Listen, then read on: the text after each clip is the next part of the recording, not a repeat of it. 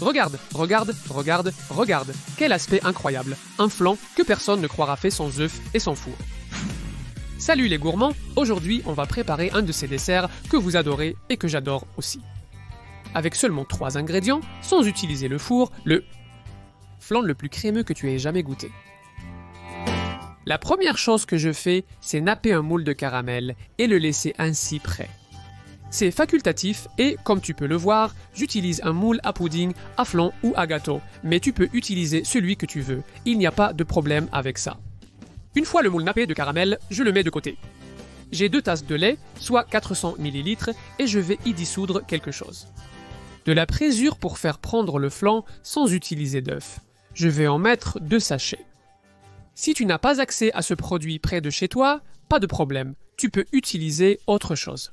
100 g de maïzena, d'amidon ou de fécule de maïs.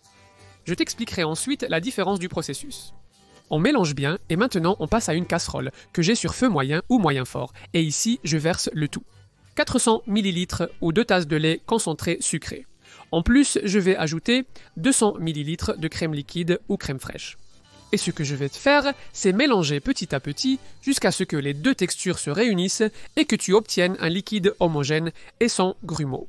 Dès que la crème ou le lait, selon ce que tu as utilisé, est bien mélangé avec le lait concentré et que tu as ce liquide lisse, c'est à ce moment-là que tu ajoutes ce que nous avions réservé, ce lait avec la présure. Voilà.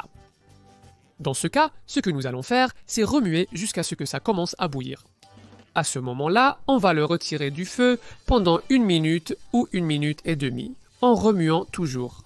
Voilà. Et après ce temps, on va le remettre sur le feu jusqu'à ce que ça recommence à bouillir. Et dès que ça recommence à bouillir, ce sera prêt. Dans le cas de la fécule de maïs, on ne la retire pas du feu, on remue jusqu'à ce que ce soit crémeux et c'est prêt à être mis dans le moule. Comme tu vois, je mets quelque chose pour que le jet ne tombe pas directement sur le caramel et ne le déplace pas trop. Comme ça, la partie du dessus sera plus uniforme et dorée.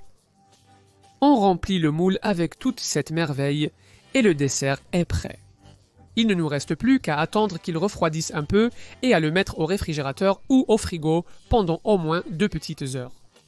Après ce temps, on peut le sortir et il ne nous reste plus qu'à le démouler et à en profiter. Alors, on va bouger un peu le moule, le placer sur le plateau où l'on veut présenter cette merveille, le démouler et en profiter au maximum. Regarde, regarde, regarde, regarde, regarde, regarde, quel superbe flan et comme il est crémeux.